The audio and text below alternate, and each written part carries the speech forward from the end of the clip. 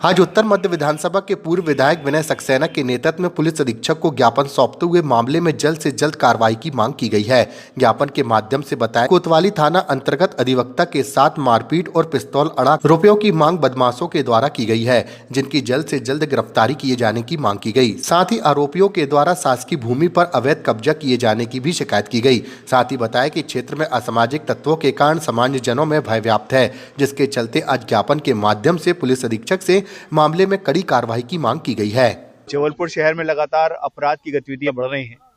और हौसले अपराधियों के इतने बुलंद हैं कि वो अधिवक्ताओं जैसे समाज के जो संभ्रांत वर्ग है, जो लोग लगातार खुद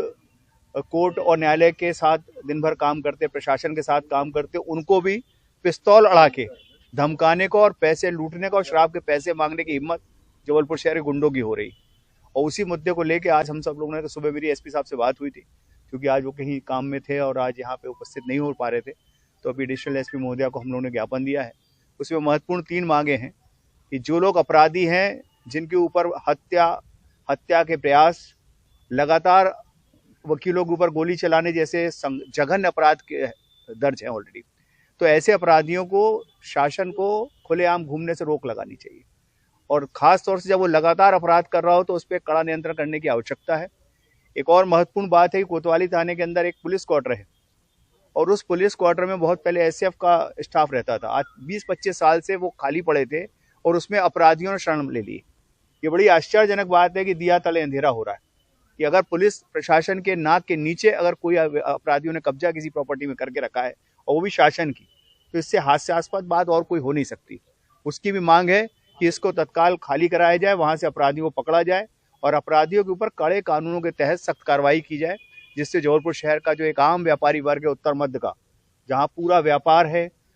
वहां व्यापार ज्वेलरी का भी है, लगातार लूटपाट होती है, आसपास दूसरे बड़े व्यापारी हैं और छोटे से छोटे व्यापारी, हाँ ठेले से लेके ऐसे लोगों को वहां पे अपने आप को सुरक्षित समझ सके, ऐसी सख्त और कड़ी कार्रवाई की मांग आज हम लोगों ने पुलिस प्रशासन पर मैं खड़ा हुआ था। वहाँ पर एक आरोपी है, जो नामदर्ज आरोपी है, अंकित मराठा करके जो है, ये आधेतर अपराधी है। इसके द्वारा मुझे एक हर्ष सोनी करके लड़का था, जिसने मुझे बोला कि अंकित मराठा वहाँ पर खड़े हैं, अंकित भैया बुला रहे हैं, चलो। तो मैं वहाँ पर अधिवक्ता था, तो मैंने कहा भाई क्यों बुला रहे, तो चलो भैया बोला। मैं जब वहाँ गया तो वो बोला कि बहुत राजीनामा करा रहा है और आजकल बहुत पैसे कमा रहा है। तो उसने अपनी जेब से पिस्टल निकाला और मेरे यहाँ पर कमर के नीचे के पास, पेट के पास बंदूक अड़ा दी और बोला तू मुझे अंगूठी पहना उतार।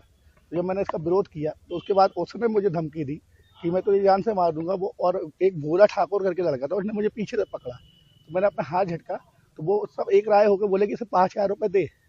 इसे दारू पीने के लिए, और बहुत बड़ा वकील बनता है, तेरे को जान से मार दूंगा, झूठे एस्टेशन के मामले में फंसा दूंगा। इसने पूर्व भी हत्या के प्रयास के मामले में एक अधिवक्ता के ऊपर गोली चलाई थी। यह पूर्व भी हत्या के प्रयास में है और माननीय उच्च न्यायालय से जमानत पर है। अभी 10 दिन पहले ये पूर्व हनुमान ताल थाने से अब लूट की और ये अवैध वसूली की वारदातों को अंजाम दिया था और यह उस समय भी जमानत पे अभी छूट के आया था।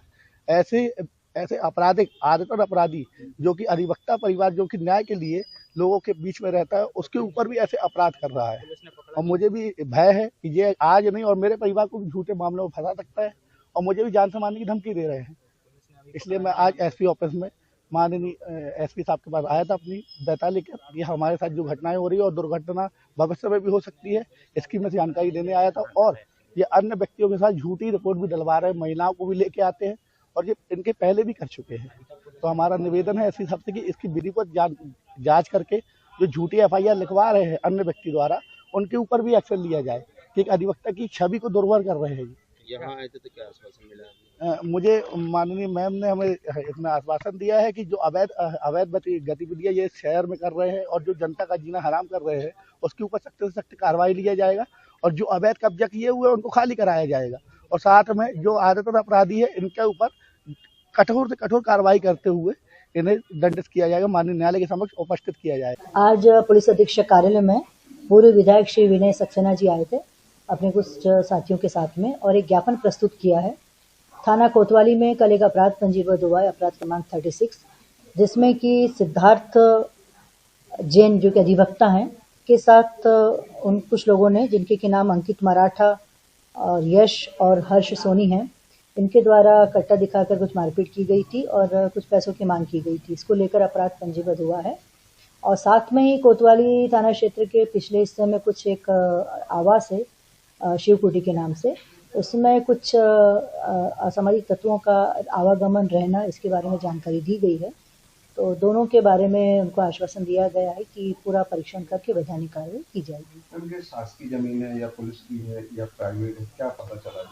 जैसा कि उन्होंने बताया कि पहले वो एक शासकीय क्वार्टर के रूप में था और अलॉट होता था या कुछ मेज भी संचालित होती थी, तो उसमें पूरी तस्दीक की आवश्यकता है कि किस प्रकार की गतिविधियां और किसके संचालित होती थी पहले वहाँ पर, वर्तमान में क्या स्थिति है और साथ ही वो ज़मीन के किस भूभाग पर स्थित है और पोजीशन किसका है, स्वामित्व किसका है, ये पूरा परीक्षण करने के बाद ही इसमें कुछ जानकारी दे पाना संभव होगा। ऐसा उनके द्वारा बताया गया है, तो निश्चित तौर पर इसकी हम तस्दीक कराएंगे, चेक करेंगे और इसमें शीघ्र ही वैधानिक